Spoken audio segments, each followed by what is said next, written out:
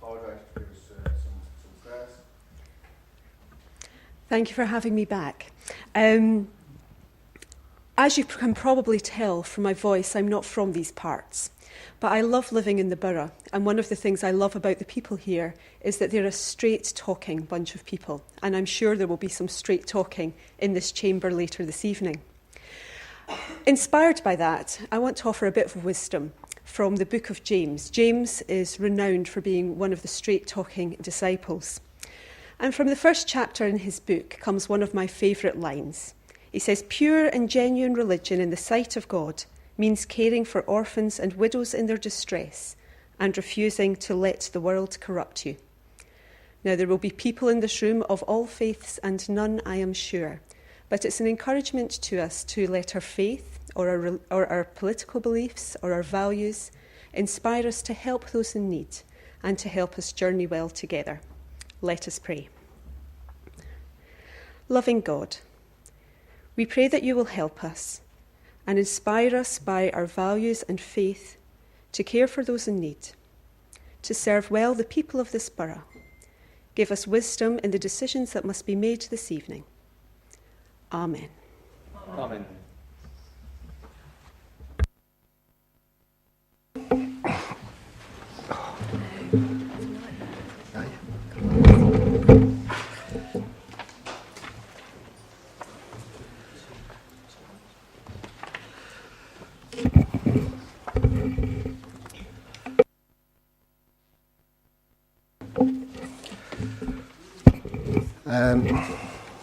Well, I'd just like to welcome everybody to the council meeting tonight, and I'll go through the evacuation procedure. A drill is not expected, so if the alarm sounds, please evacuate the building quickly and calmly. Please use the stairs and do not use the lifts. Once out of the building, please gather outside the Yorkshire Bank on the opposite side of the road. Please exit by the door in which you entered the room or by the fire exits, which are clearly indicated by the standard green fire exit signs. If you need any assistance in evacuating the building, please make yourself known to a member of staff. Please also make sure all your mobile phones are turned off or set to silent. Apologies received. Okay, brilliant. No apologies received. Filming. All members are requested to turn on the microphones before speaking, to speak clearly into the microphone in front of them, and remember to turn it off when they have finished speaking. A microphone will be provided for members of the public to use who have notified that they wish to speak. Minutes of the last meeting, to confirm the minutes of the ordinary meeting. So we've got two sets of minutes to sign tonight. So we've got the minutes of the ordinary meeting and the minutes of the extraordinary meeting that was held on the 11th of July. Is it okay if I sign them minutes? Mr. Mayor, I'd like to move accurate. They do not record the fact that I challenged the accuracy of the previous minutes, and they don't record the fact that we had to have a recorded vote on those minutes. Okay, Damon, Councillor Brown, I accept what you're saying there, but still the minutes are accurate in law. It's not accurate.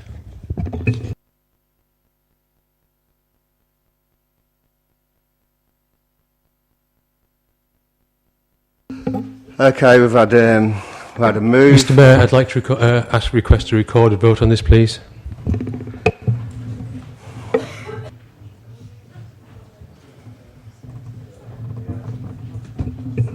So it's been moved that the minutes are not correct, and it's been seconded, so we now move to a recorded vote. If you could indicate for or against the motion. Yep. Okay. Councillor Beaumont. Against. Councillor Brinley Edwards. For. Councillor Brown. For. Councillor Croft. For. Councillor Daffin. Against. Councillor Doughty. Against. Councillor Elliott. Councillor Evans. For. Councillor Gazane. For. Councillor Glass. Again. Councillor Golby. For. Councillor Gran. For. Councillor Gutteridge. Councillor Hancock. Against. Councillor Hocking. Councillor Jackson. Councillor Condacor. Councillor Llewellyn-Nash. Councillor Lloyd. Councillor Longdon. Councillor Pandare. Councillor Phillips. Councillor Pomfret. Councillor Rudkin.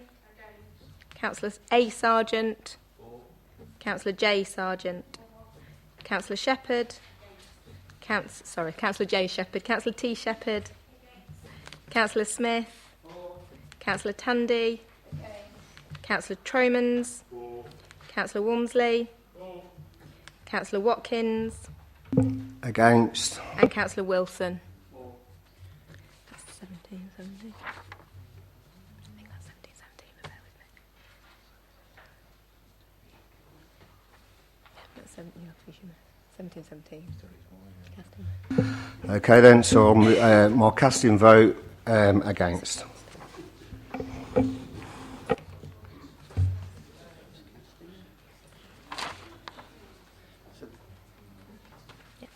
Carry on. Right, interests. I don't think we're going to do if you didn't vote. What? Was it both? Okay. Yeah. So, interests.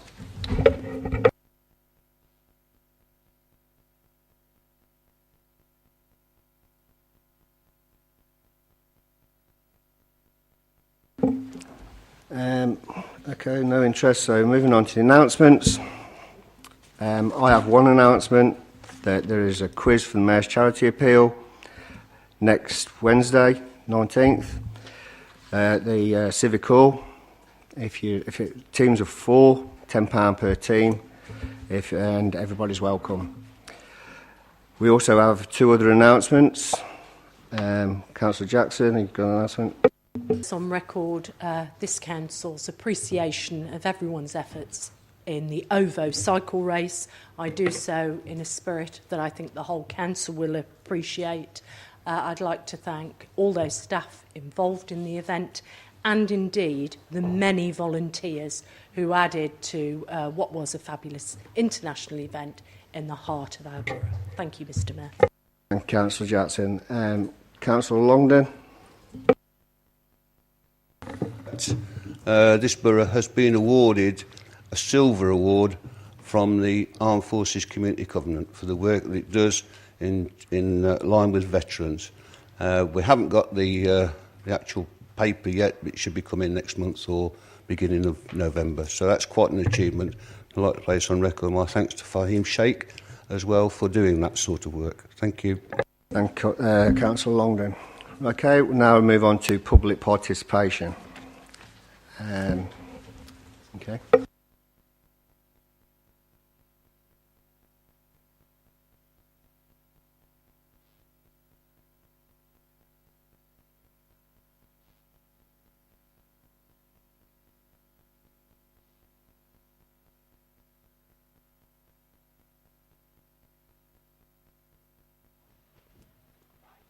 Okay, we've got some questions from the public. So the first question is Brian Walmsley.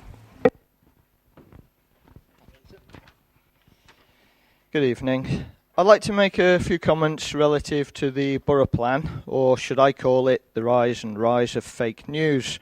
We keep hearing statements from the Conservatives about the existence of a white paper, which by definition is a proposal for future legislation that tells Nuneaton Bedworth Borough Council that we should build less houses than noted in the submitted Borough Plan. So I investigated this. I wrote to our MP requesting a copy of the white paper and researched to find out the reality.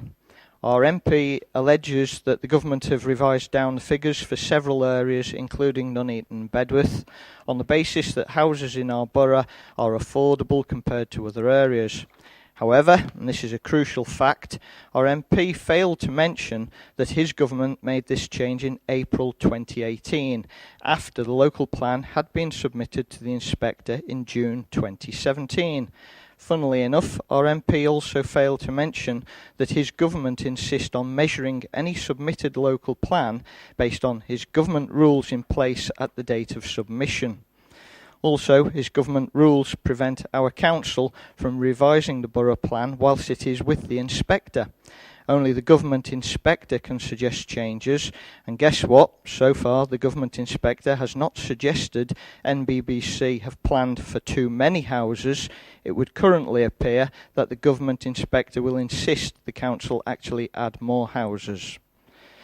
What this council could do, however, is review the plan as soon as it has been returned from the government inspector as adopted. That is the point in time that the council can and possibly should make changes by updating an adopted plan. Withdrawing the local plan at this stage, as suggested by the opposition, would leave Nuneaton and Bedworth open to developers to building wherever they wish. As yet another government rule prevents councils from making changes once submitted. Unhelpfully, the government insists that any withdrawn replacement local plan has to categorically start from scratch. This would quite likely become a 2-year exercise and be prohibitively costly. The existing submitted plan had various costs shared between neighbouring councils, and a new one would require our council to fund each cost uniquely. Alarmingly, the government have also released another policy paper modifying the National Planning Policy Framework, stating that developers will be able to ignore local plans and build wherever they wish if 75% of the housing target, as set by central government targets, have not been built by 2020. So most ironically, this government pretend to give with one hand whilst they take away with the other. The Conservatives certainly know how to concrete plans for our green belt. The submitted local plan is neither rotten nor incompetent. It sets out to safeguard the people of Nuneaton and Bedworth from being penalised by this Conservative government and their building company donors whilst achieving government requirements and targets. Of course, all the Conservatives sat here know this really. That is, they've done their own research and not just listened to their own rhetoric.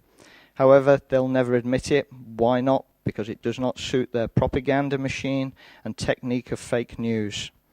To put our residents' mind at rest, would the portfolio holder please confirm that this Labour Council is not hell-bent on building more houses than required by government and will consider commencing a review of the local plan immediately after it becomes an adopted plan to see if it is possible to revise the numbers downward. Thank you.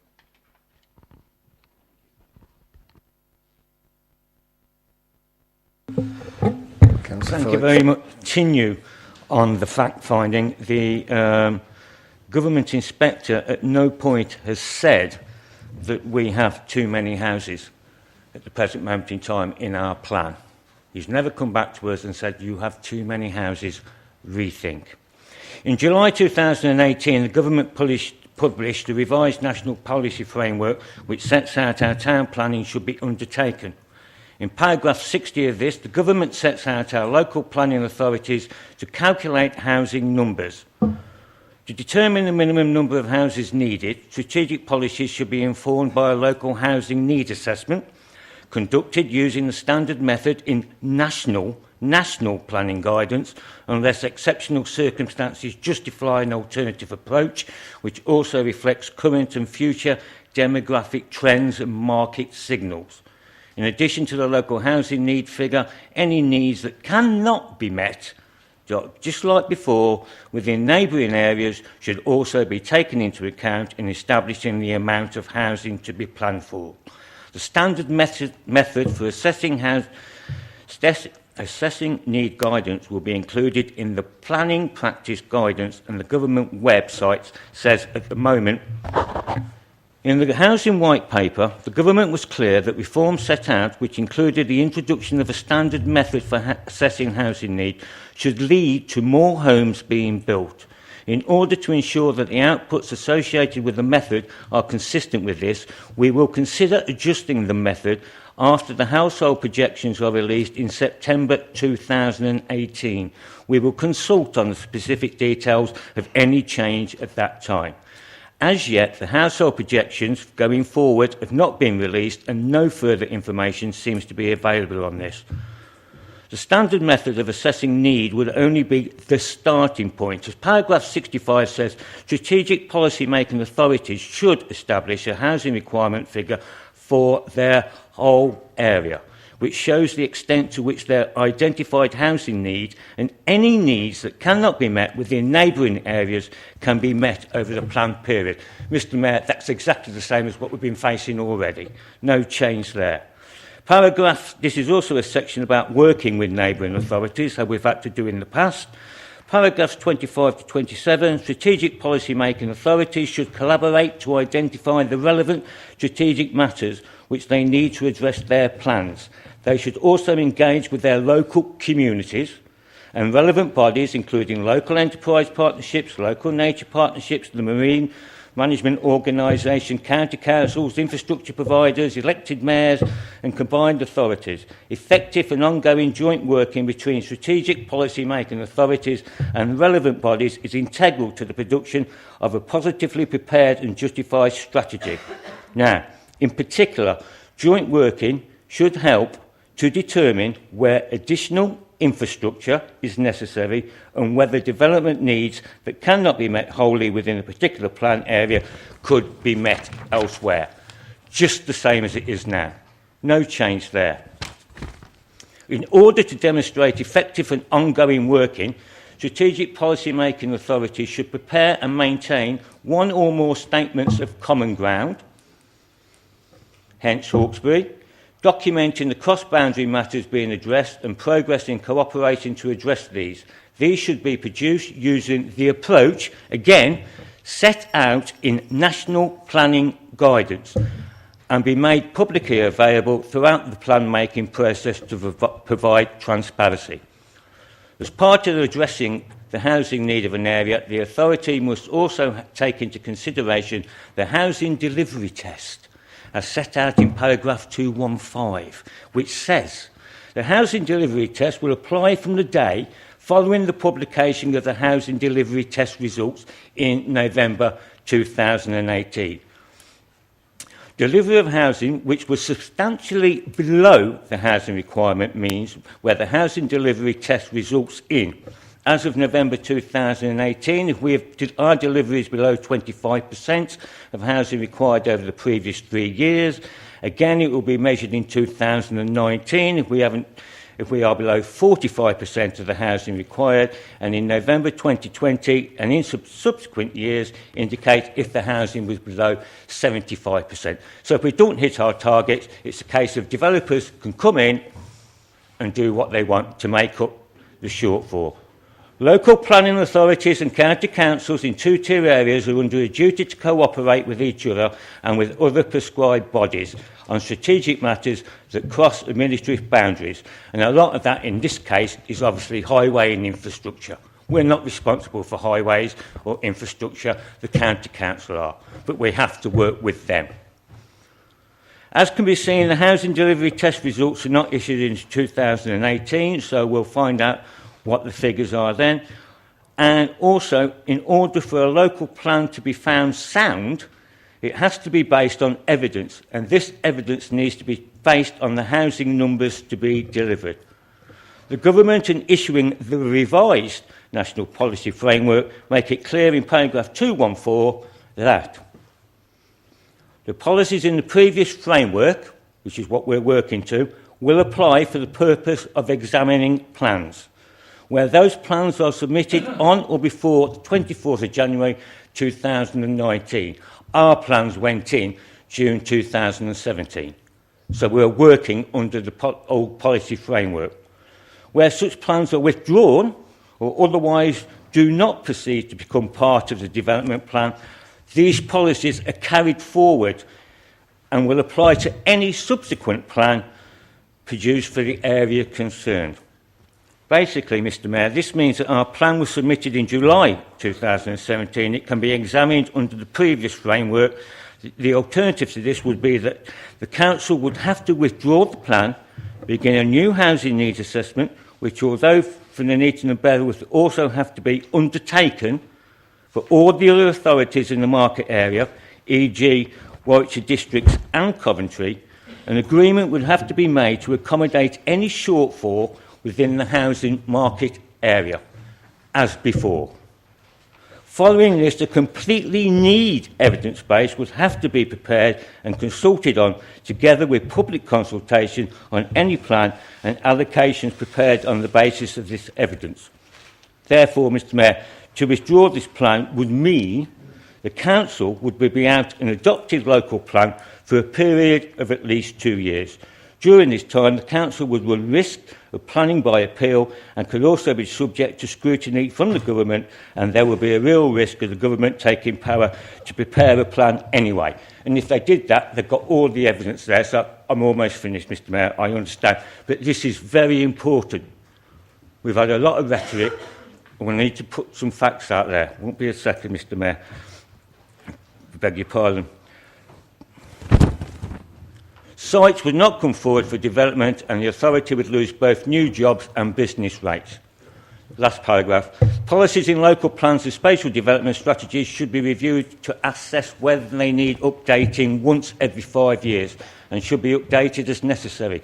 Reviews should be completed no later than 5 years from the adoption date of a plan and should take into account changing circumstances affecting the area or any relevant changes in national policy. Relevant policies will need updating at least once every 5 years if their applicable local housing need figure has changed significantly. Well, it might do, locally. Indicatively, it might do. And they are likely to require early review if local housing need is expected to change significantly in the future. Now, I've always answered the question. We will undertake Councillor Phillips, you've had your time, honestly. Okay, but we're going to take a review, Mr Mayor. Okay. Right. So that's the first question over and done with. Question 2, Michelle Condacor. Thank you, Mr Mayor. You'll be pleased mine's a very short question and hopefully we'll have a shortish answer. The river anchor, particularly through Riversley Park, could be a great asset to Nuneaton. Currently, it is in desperate need of a clean-up, both of the river itself and on the banks. With the George Eliot Bicentenary next year, amongst other events, we will hopefully see an increase in visitors to the town. What plans are there to give the river a deep clean? I'm sure there are many members of the community, myself included, who would be willing to take part in a clean-up. Thank you, Michelle Condacor. Ian Lloyd, would you like to answer? The council is responsible for the river where it actually passes through our ground, i.e. through the park, etc. The current grounds maintenance contract allows for the removal of litter from within the channel as required and officers regularly inspect the river through Riversley Park. It is noted that the river has in 1 or 2 locations accumulated branches as well as some dump material and shopping trolleys. Generally, we get Glendale, who have actually been recently undertook some work to clear the channel to allow the flow of the water, and they've took some of the growing of the self-setters out of the adjacent area by the play area. And we have instructed them to undertake even further works to clear the branches and dump materials which require actually winching out of the slurry in the bottom of the river. Working within the river and its surrounds requires detailed risk method statements, and they have to be submitted. Due to the nature of the river, we were not happy really for people to be in the river or working around the river. Or we do appreciate, obviously, the voluntary sector helping out. The silted nature of the river is monitored and is the responsibility of the Environment Agency, as they're responsible for the flood defences and the water movement, obviously. They have indicated they will only action the silt removal if it is affecting potential flooding and not aesthetic reasons. As part of our water safety policy, to stop access into the water, obviously in the parks with children, etc., We allow a course of vegetation to develop for about 1 to 2 metres along the edge of the water courses, including in Riversley Park. As I've said previously, areas that are out of our reach, that are being mentioned, like the area up by Asda, comes under the landowners, and that has to be cleared by those. But we will be taking stat of things, and we will be doing a clear up within the winter period. Thank you. Question number 3 by Paul Ecklin.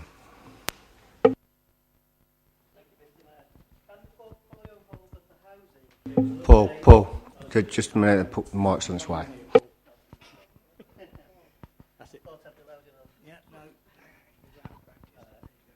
Thank you. Can the portfolio holder for housing give an update on the number of affordable homes which have been built or are planned to be built in the borough, please? Councillor Longden. As the council has a policy of asking for 25% of affordable houses on every development over 15 houses, it's difficult to quantify at this point in time exactly how many will be built. And we don't know if we are going to get them built. Sometimes developers will also make a case on the grounds of viability, so they will not have to build some of these houses. So it gets very complicated about the numbers. We can speculate, but at the end of the day, we might not be able to come through with that number of houses. And of course, affordable, to some people, it means everything. To other people, it means nothing because they can't afford to buy them. So in that respect, there will be housing associations and others who will buy them up and possibly rent them out to other people. In terms of what I think the questioner may have been looking for is social housing. The council has built 36 at Kingsview, 8 on Camp Hill, 3 in Barpool, and is about to complete another 4 in Ashington Road. And that is an interesting one because I went there today actually.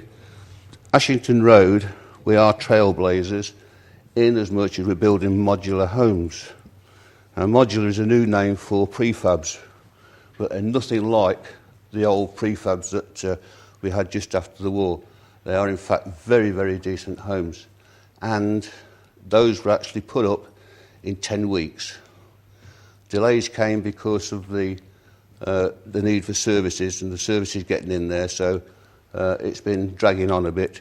But hopefully within the next 3 to 4 weeks, tenants will be moving in. So that's 51 on that. There are 2 that have been acquired, plus 1 under consideration at this point in time. Because we've done this business with the modular homes, other authorities around the area are now looking to us, asking us if we're prepared to enter into a housing consortium with them. We're looking at that. We're not opposed to that. And if we can get these affordable and social housing, then we will go for it big time. We will be building more affordable housing. The plans are in the pipeline. Nothing's set yet, and planning applications will have to go in for them. But at the moment, we are looking to build a lot more. And of course, we have to modernise and keep our existing stock up to scratch, as well as try and get rid of some of the voids, which are pretty useless and really want knocking down. So we're ongoing, and hopefully we will keep building. Number 4 is a statement by Carl Mayer. Thank you, Mr. Mayor. Last week, this council held a cabinet meeting with the main debate about which course this council should take out of 3 options set by the inspector regards Hawkesbury. They were keep it in the green belt, 1, 2, have it as a reserve site in case there are any problems in the future, and 3, put it in the plan as HSG 12 for about 400 houses. What a strange debate it was, with Councillor Ian Lloyd taking it upon himself to act like he was on some sort of parliamentary select committee. First up, he grilled the Hawkesbury town planner, asking him if he lived in Hawkesbury and telling him how it would affect his family members' lives due to traffic. This from a councillor who lives in Bedworth but represents Camp Hill in Nuneaton. The clever folk of Bedworth voted him out years ago. This meeting went on for some time, with worried residents asking for proper consultation from this council, given the failings in the past. It again fell on deaf ears. The debate went on for over an hour, but one thing was noticed by all. Was Ian Lloyd the portfolio? Why was Ian Lloyd the portfolio holder for Arts and Leisure doing the questioning of speakers, while the portfolio holder for Planning, Neil Phillips, just sat there? Also, why did Ian Lloyd not speak at any cabinet meeting with such enthusiasm over the last 5 years about any of the other sites in the local plan? Does it require a family member to live there to sway his judgment? 2 members of the cabinet in an hour of questions and debate did not even speak one word, and were only there for their expertise in raising their right arms. In the above, it was mentioned how Councillor Lloyd asked the town planner if he realised how the traffic would affect the lives of Hawkesbury residents. He then went on to vote for option 3, meaning his family members will be stuck in traffic regardless. Honestly, you could not make this up. The cabinet are allegedly run by officers at this council, and the residents don't count. The officers achieve this with the usual, they will take it to appeal and cost us a fortune. Surely the ruling group's backbenchers cannot put up with this balderdash for much longer, due to the fact of political suicide seen in May's elections. Or maybe they believe their ex-colleagues' recent views on social media that their head will be on a spike. Thank you, Carl Mayer. Councillor Lloyd, would you like to reply? Thank you. Put the myth away about family members first. I've got to say, I've got family members that live all over this borough. Most of them, in Nuneaton and Bedworth, all live in development areas. So it affects everybody across the borough, not just Hawkesbury. On this occasion, we was talking about Hawkesbury. Let's put to pay some of the things that has been said. Nuneaton and Bedworth Council did not include the development in the local plan due to the County Council as the highway authority objecting to the proposals on highway grounds. Mr Mayor knows the Cabinet did not vote for why the Cabinet didn't vote for 1 or 2, as the Government Inspector would have said the borough plan was not sound, and the process would have had to start all over again, costing this council and its ratepayers many thousands of pounds. I would like to thank Mr Mayor, though, for highlighting that I did hold to account Bagwat Pandar, who is the Hawkesbury County Councillor, who had the opportunity to stop the County Council withdrawing their objection, but on his own words, did nothing. The developer's consultant, who admitted there would be no development proposals if the county had not withdrawn their objection. The only people that can change the inspector's decision, and that's what it is, to include Hawkesbury in the local plan, is the people that matter. Is the county council, by reinstating their objection on the highway grounds, or the inspector himself. I think it's really important that all the residents of Hawkesbury should take part in the consultation. There is over 700 properties in Hawkesbury that can tell the inspector how the development will affect them and local businesses. If everyone in Hawkesbury fills in a form, it should certainly get his attention. The council will be holding drop-in sessions at 2 p.m. to 8 p.m. on Wednesday the 26th of September, and 10 a.m. to 4 p.m. on Saturday the 6th of October. At the meeting place in the porter cabin adjacent to the boat pub, officers will be available to help at both drop-in centres, And I think everything else has been answered by the previous speaker, Mr. Phillips. What I will say, though, he got one thing wrong. Councillor Phillips did speak at that meeting. Moving on to question 5. Is it okay if I just say Lubs? Yeah, thank you. Just wait for the mic then, please. Last Wednesday, many of us seated in the public gallery presented our views and opinions on the inclusion of Hawkesbury to the borough plan. Once again, logic and common sense were the losers. At what point will the council say, enough is enough? The borough plan is now up to 15,555 new houses. Communities will be changed, and I hasten to add, not for the better, as they struggle to cope with poor infrastructure and effects of many years of underinvestment in amenities and facilities. Will you draw awareness to the fact that the wording in the main modifications has changed for sites to include the phrase at least so many numbers of houses, suggesting numbers originally given are now a minimum target? It was noted that Councillor Lloyd had a great deal of sympathy for Hawkesbury. Where was the sympathy for Woodlands, Bulkington, Whitestone, Ash Green, Bedworth, Nuneaton and Exhall when they were added to your plans? As residents, we have had enough. We want to see a full and proper consultation take place, one where you actually listen to the people who elected you to be guardians of our communities. It may have escaped your attention, but residents are unhappy with decisions and actions being taken on our behalf. As a result, we have united the residents' groups from across the entire borough. We are sure that you will do the minimum required of you, because as we have seen time and time again, in your eyes, we don't deserve any better. So, don't worry, we will do your job for you. We've made it our mission to get the word out about the consultation, using every available resource at our disposal. I challenge this council, in fact, I throw down the gauntlet to you tonight to match our intensity and efforts in informing the people of this borough. Tonight we are launching a borough-wide petition to raise awareness of the borough plan modifications and asking to review the numbers before submission, so that you might finally see how strongly people are opposed to the plan that this council has created. My question is, are you willing to pick up the gauntlet and do a full and thorough borough-wide consultation which aims to avoid the mistakes and omissions made during the initial consultation of February 2017?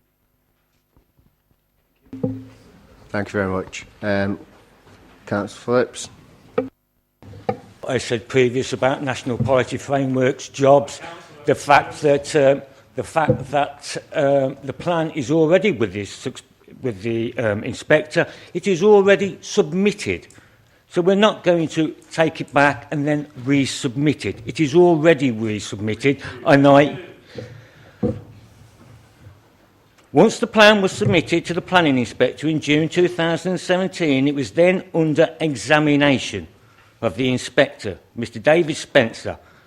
As you know, this is the process at which the public hearings in August 2017 and February and March 2018 were part of, to the consultation on the main modifications.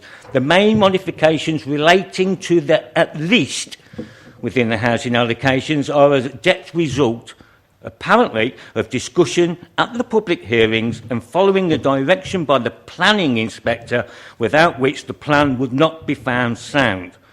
With regard to the consultation on the main modifications, all those people who are on the council's database, like yourselves, of requesting to be informed of the progress of the local plan, together with anyone who made comments, objections, support to the plan or against it, whether they took part in the public hearings or not, has been sent a letter or email. This is similar to how the programme officer has kept in touch with these people before. The Cabinet agreed that the main modifications period was increased from 6 to 8 weeks, because we only had to do 6, but we listened and we're going to 8 weeks. And with regards to the Hawkesbury area, all properties within the area between the level crossing on Black Horse Road and the canal and borough boundary with Coventry City Council have been sent a letter, which also details the 2 drop-in sessions as mentioned by Councillor Lloyd to be held in Hawkesbury on Wednesday the 26th of September between 2 and 8 p.m. and Saturday the 6th of October from 10 a.m. to 4 p.m. This council, under the inspector, did not have to do that. But because it was put in so late, we have decided we would do that. Officers will be available at these sessions to answer queries, and copies of the forms for the commentating, objecting to the plan will also be available. In fact, I think Hawkesbury Resident Junction or Residents Association have already got some of those forms, because we want people to come back to the inspector, not to us, because all comments received during this consultation period will be sent to the inspector for his consideration. My big worry about this whole plan is that emotion, right? Government aren't interested in emotion, not interested in what people feel about their communities. They're not interested in the well-being of their communities and restraint. Right. They getting the answer. Why Councillor Phillips, just 1 minute, please. You're getting the answer, so can you just let the councillor give the answer without any heckling, please? Okay. Basic local communities, if they don't have a technical reason why housing should not be built, the inspector or the government will not listen to them. And I feel really sorry about that. Okay, thank you, Councillor Phillips. Right, that brings to the end the questions by the public. We'll now move on to questions by members, of which I have 10. We'll have no supplementary questions, and we'll start with the first question by Councillor Hocking, please. For Housing, Health and Communities, please inform me if the Traveller Transit site at Hartshill is operational, and if so, why is it not alleviating the current traveller incursion problems being experienced in the borough? Thank you, Councillor. Very good question. If I go back slightly, a couple of months, when this was first raised, the issue was the County Council said it was open. The police said, no, it's not. The County Council said, yes, it is. The police said, no, it's not suitable. Racist graffiti and all of vandalism prohibit them from moving families to that site. Then the County Council said they supported the police. And all the time, we're stuck in the middle with nowhere to go. What we were hoping was there's a family with a child who's very seriously ill. We was hoping to get that family onto the emergency stopping place at Hartshill and up to another 9 caravans if they wanted them. So 10 caravans could have gone up there straight away. We've been unsuccessful in that because the police have now said it's not suitable and it's not safe. It's not safe because there are people up in the area who are doing damage and are doing vandalism and who are intent on stopping the site being used as much as possible. That issue is being taken up by the police and they are trying to find the culprits.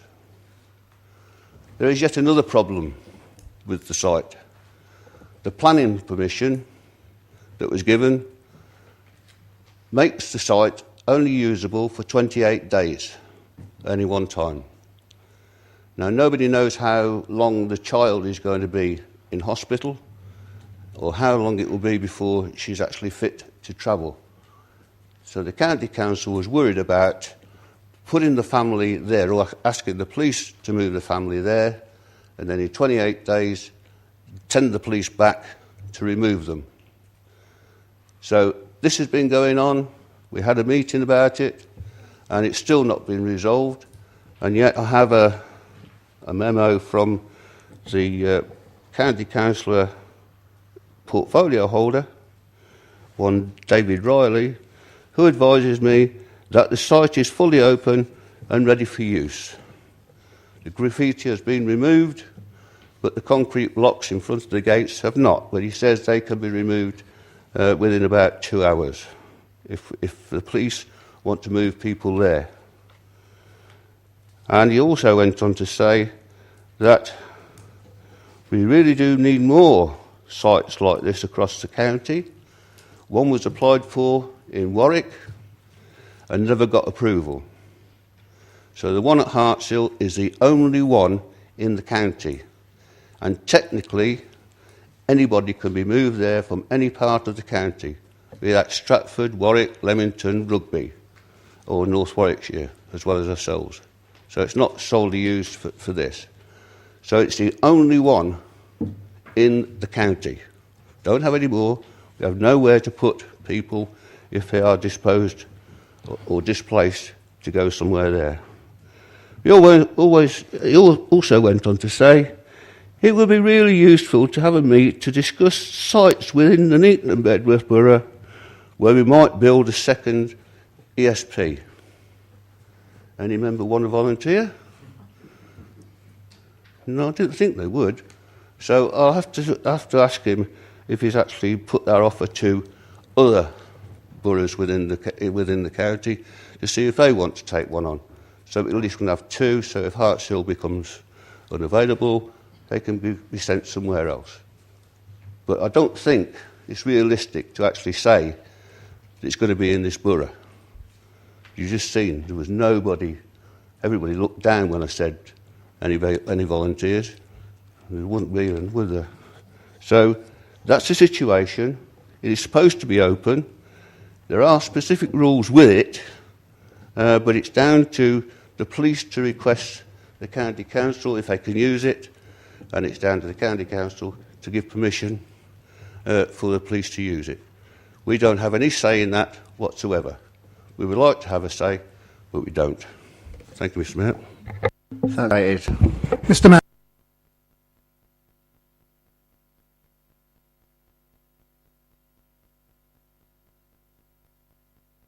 Okay, Councillor Pomfret, would you like to read your motion, please?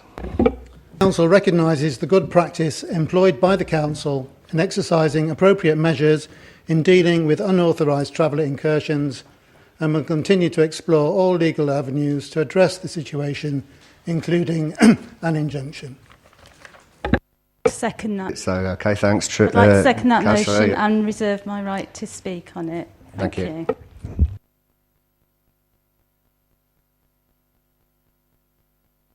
Right, so we've had a motion, we've had a seconder.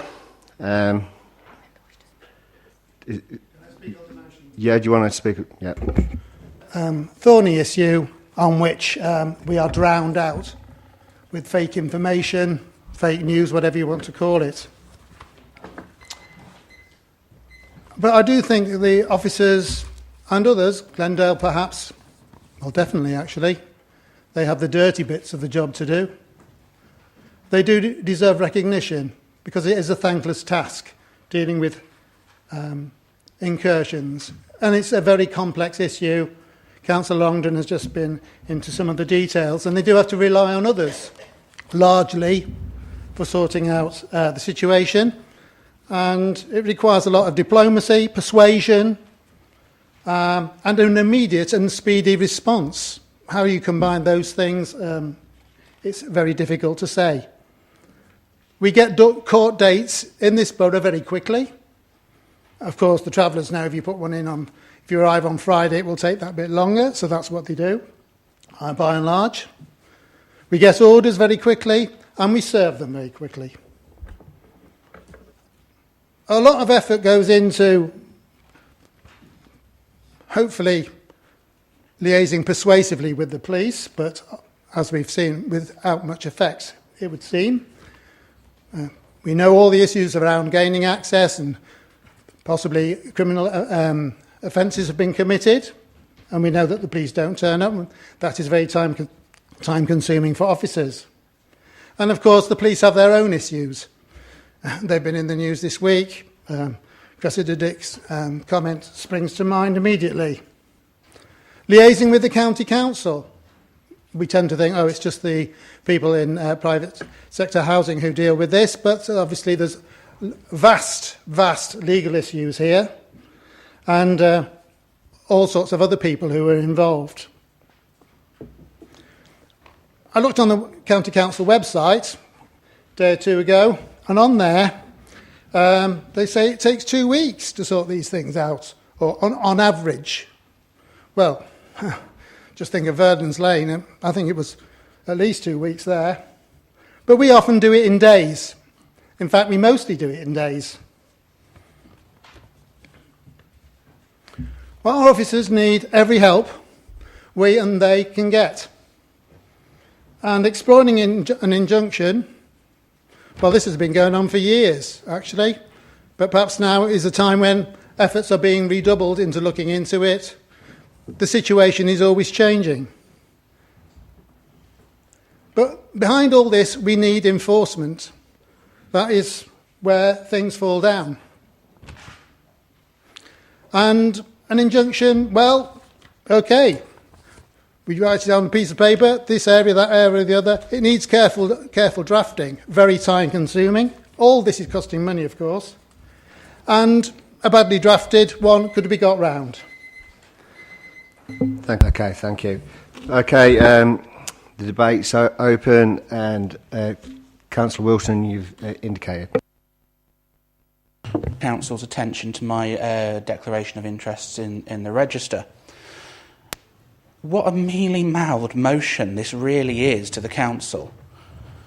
I don't disagree that we're really good at evicting people, we're just not really good at actually dealing with the underlying issue. We can get people evicted in quite a good time, and I know there is some debate because I remember being sat in a meeting and Phil saying, because of my expertise in working in the court service, I'm sure Chris knows all about these different routes that you can pursue. CPR 55 versus Section 77, I think it is, or whatever you quoted of the relevant act. Yeah, it's all well and good, you can evict people, but we're not actually really very good at dealing with the underlying issue, providing deterrence, and actually dealing with the issue of target hardening and preventing travellers from turning up in the first place. This motion does nothing about dealing with those issues. It says we may investigate an injunction. That's about it. And of course we'll be debating this on the 8th of November anyway, and I suspect that this 8th of October, I believe that's really what this motion is designed to do, is to try to head that motion off at the pass. And I'm sure we'll discuss that later. On the 8th of October. Over 2 years ago, I called for the then leader of the council, Councillor Dennis Harvey, as he was then, to issue injunction proceedings. No, he decried, we can't do this, we can't do that, we can't do the other, and in the meantime we'll just play this eternal game of cat and mouse. We seem to be playing Jubilee to Gala Field to Arbury, then back again, and we seem to be really good at cat and mouse. We're really good at getting the police in when we need to, we're really good at evicting, but we don't actually do the underlying issue. We need to be looking at injunctions. I've actually had sight, and I will stress and put this on public record, I have not had sight through my work of any of the court files, either from Rugby or from Walsall, because to do so would be a breach of the Civil Service Code of Conduct. But from other sources, I have seen a copy of the Walsall injunction, which has been mentioned.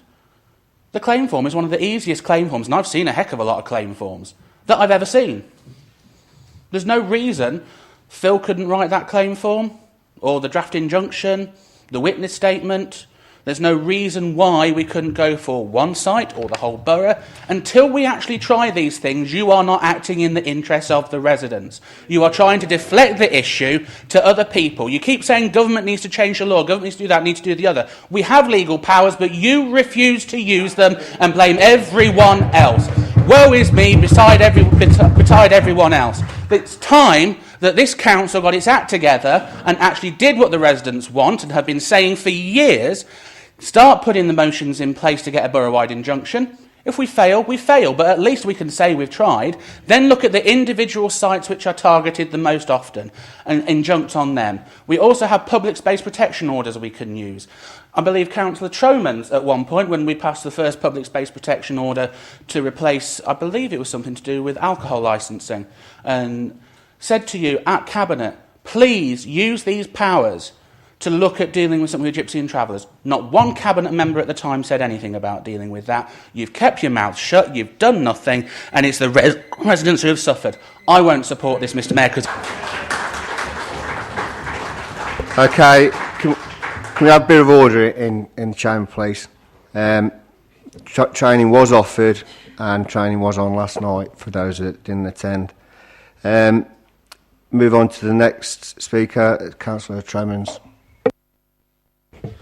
I did smile when Councillor Pomfret and Councillor Elliott got up and put forward this motion praising what the council's done. I mean, I thought, hold on, let me look at my calendar. Are we still in August? Is it still some kind of stand-up routine, some fringe comedy?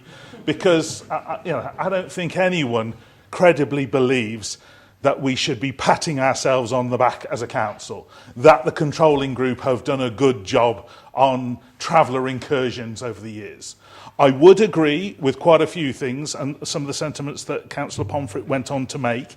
He made some sensible comments as well. Yes, it's difficult. Yes, there are some problems to do with this.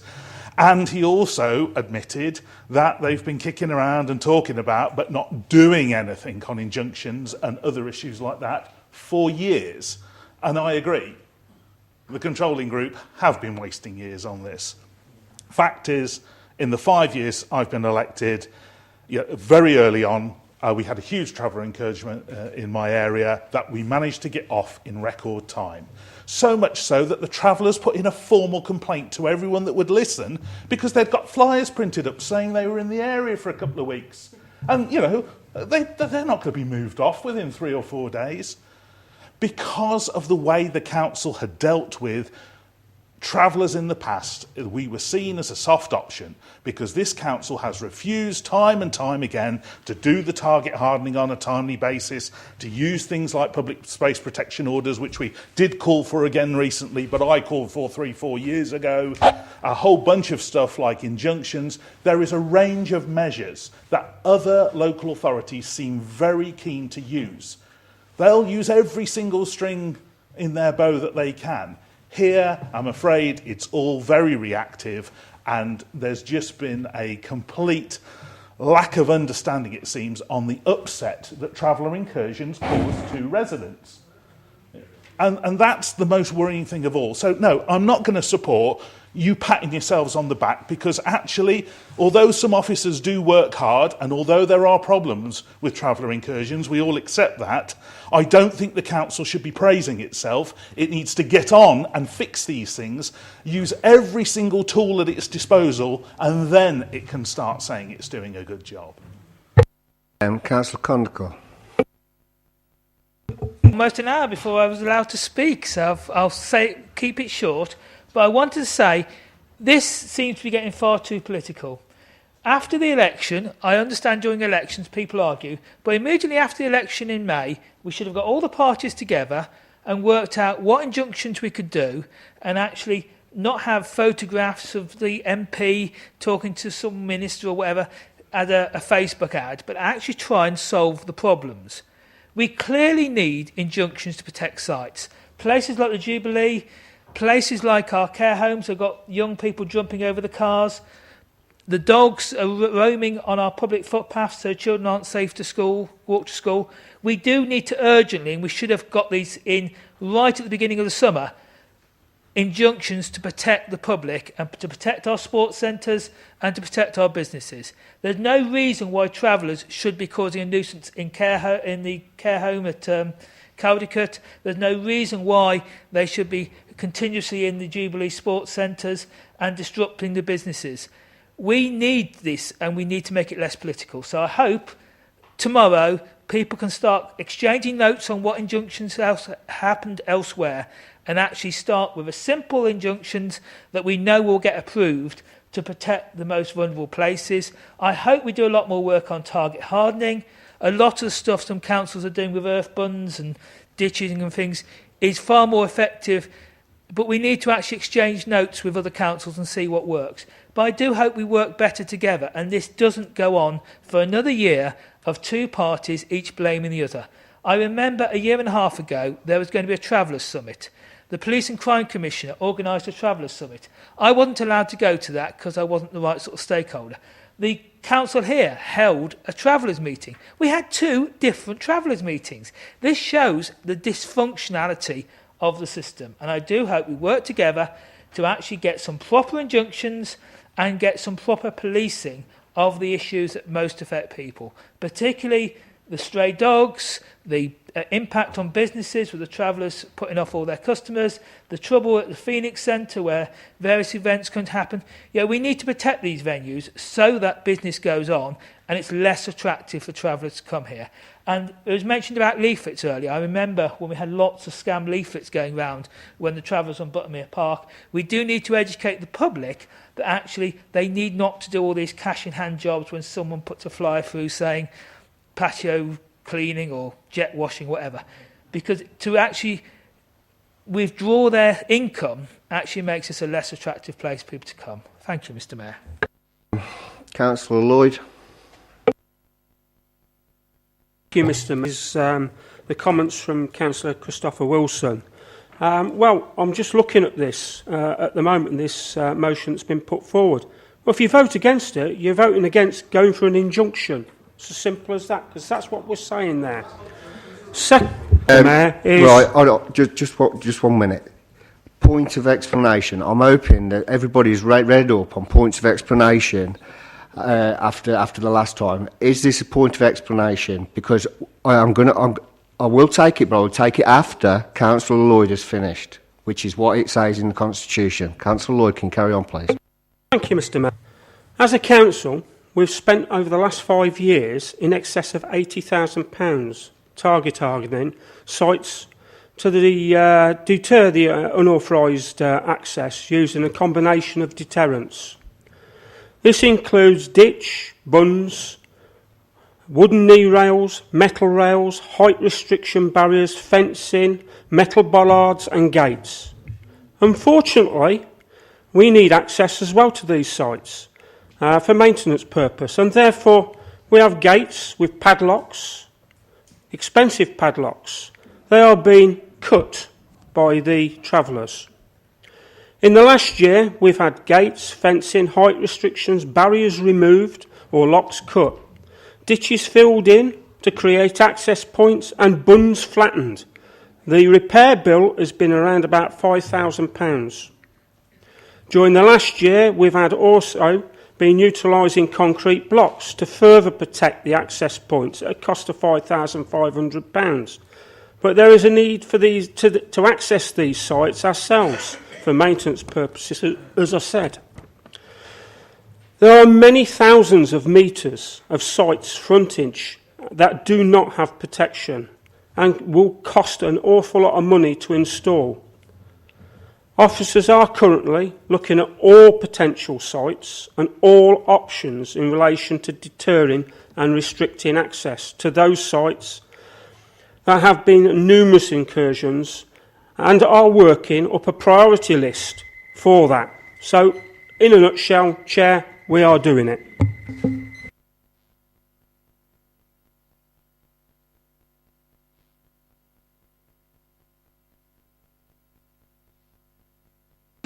Right, we've gone over the time now. There is a lot of other speakers. However, Councillor Wilson, you've got your right for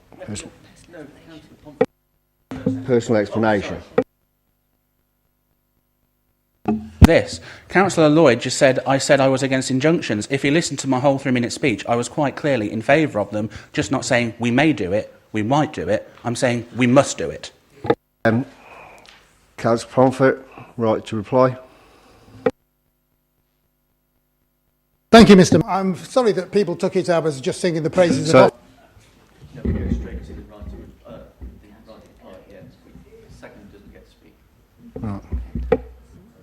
Right. Sorry that people thought I was just singing the praises of officers. What I was trying to say was that we have a positive approach. We're doing what we can. At the moment in Rugby, although the County Council website might be out of date, they've got an injunction. They've got incursions. So it's not a silver bullet. Everything has issues around it. Target hardening, well, think of a site where travellers have been. They've nearly all been hardened. It doesn't really work in all cases. Vernon's Lane, there we are, 2-in-1 there, surrounded by palisade fencing. You couldn't make somewhere more secure, really. 1/5 of offences bring convictions. That's a statistic, and for travellers, I suspect it's probably not that even at 1/5. So thinking that there's some easy answer somewhere, that's what I'm trying to say. There isn't one. Here's just a little quote from the police. The Borough Council have a very good record for progressing evictions very quickly within legislation. Now, if we're going to fortify the whole borough and have evictions, then, well, you find the resources, we'll do it. Okay, thank you, Councillor Pomfret. Right, we're going to move to the vote now. I ask for a recorded vote, please.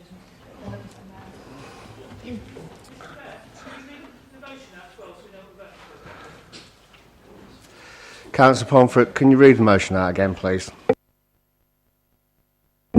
Practice employed by the Council in exercising appropriate measures in dealing with unauthorised travel incursions and will continue to explore all legal avenues to address the situation, including an injunction.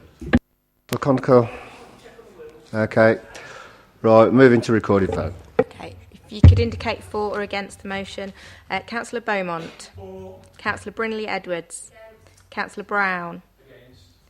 Councillor Croft. Against. Councillor Daffin. Councillor Doughty. Councillor Elliott. Councillor Evans. Against. Councillor Gazane. Councillor Glass. Councillor Golby. Councillor Gran. Councillor Gutteridge. Councillor Hancocks. For. Councillor Hocking. Councillor Jackson. Councillor Condacor. Councillor Llewellyn Nash. Councillor Lloyd. Councillor Longdon. Councillor Pandair. Councillor Phillips. Councillor Pomfret. Councillor Rudkin. Councillor A. Sargent. Councillor J. Sargent. Councillor J. Shepherd. Councillor T. Shepherd. Councillor Smith. Councillor Tandy. Councillor Tromans. Councillor Walmsley. Councillor Watkins. For. And Councillor Wilson.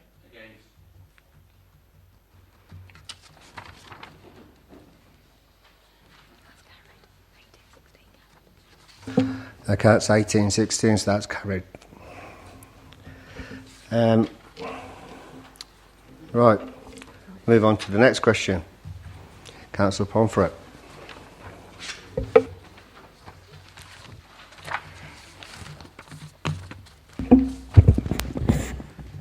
Is it correct, thank you Mr Mayor, is it correct that the County Council has agreed that the Bermuda Bridge project go ahead, and if so, can we inform the County Council of our support for the scheme and ask at the same time if there's any time frame for the work to begin?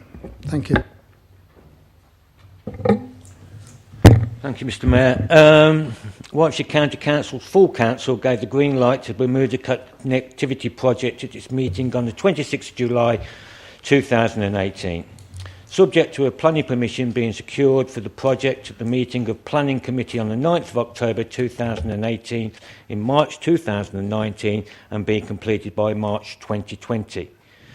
It's been said that the Borough Council was an early supporter of the project. This is not a long one. Early supporter of the project and has continued to do so as an active partner in bringing the important highway scheme that brings significant benefits to the town closer to reality.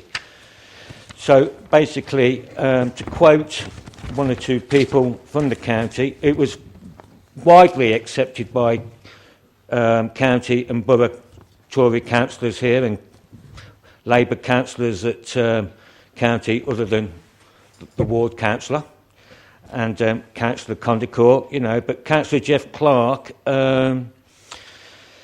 got approval, and he explained that the scheme, which would provide additional capacity and improve connectivity in Nuneaton by providing a 1.3 mile link between West Nuneaton and Griff roundabout via the existing Bermuda Bridge over the A44, and will have a range of benefits as listed in paragraph 1 by 1. I personally think it's one of those examples where it could be argued again that the public aren't always listened to, that technical observations or money and how it's spent, etc., will override sometimes what residents think who are closest to the issue. Next question, Councillor Evans. Really is in a mess with the borough plan fiasco, particularly the council's plans to adopt the proposed new transport access route onto the Bedworth woodlands, which has been put together by Vectos. This route would cause absolute chaos for my residents on the woodlands and would most likely create significant highway issues.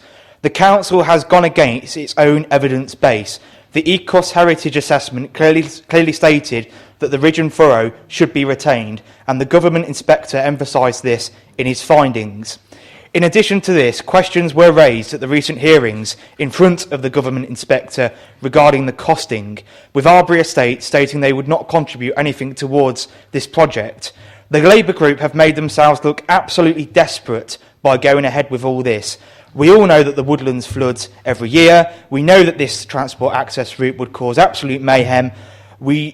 And more importantly, you, the Labour group, know full well that the residents are against it. So my question to the portfolio holder is this: could he tell me why the Labour group still insists on including policy HSG4 within the borough plan?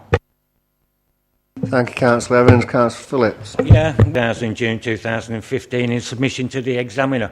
The examination, the inspector has not said, well, we can't put this in, although, to be fair, the ridge and furrow, an access point, is a concern to me, as it is to the people of the woodlands. I think one of the concept plans for one half of the woodlands was that the ridge and furrow is actually protected. However, on the other side, on the new concept, there might be an issue with the road going through the ridge and furrow. The inspector needs to know those things. Well, he needs to be reminded, hence he might have talked about his ridge and furrow in the main modifications. He'll need to know again and be told. Remind him then, because it's him you have to speak to. As a result of the public hearing... Phillips, can you just answer the question, not get into debate, please? All right. September 2017 and February, March 2018, and direction from the inspector, main modifications to the plan were required.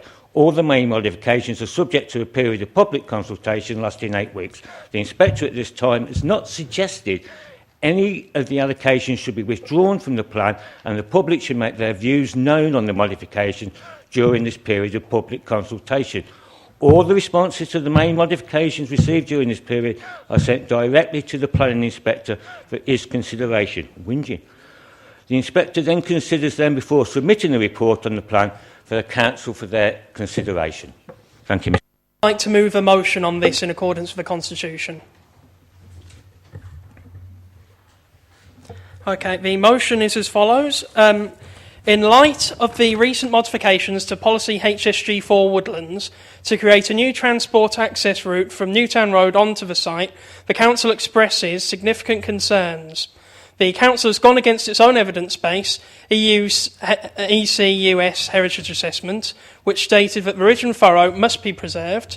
In addition to this, questions have been raised regarding the cost of the scheme, particularly who will pay for it. One promoter of the site stated at the hearings that they would not contribute financially towards this project, thus making the scheme untenable. More importantly, the proposed transport access route would create significant highways issues, putting the lives of residents on the Bedworth woodlands at risk. Therefore, with the significant risk that the mitigation measures necessary to the Bedworth woodlands development being undeliverable, this council resolves to remove policy HSG4 Woodlands from the borough plan with immediate effect. Councillor Grant, I've been told that's unlawful, so we can't accept that motion. On what basis? Of your motion that you've just read out, and then we'll have a short 10-minute adjournment, and then we'll come back. Okay? Thank you.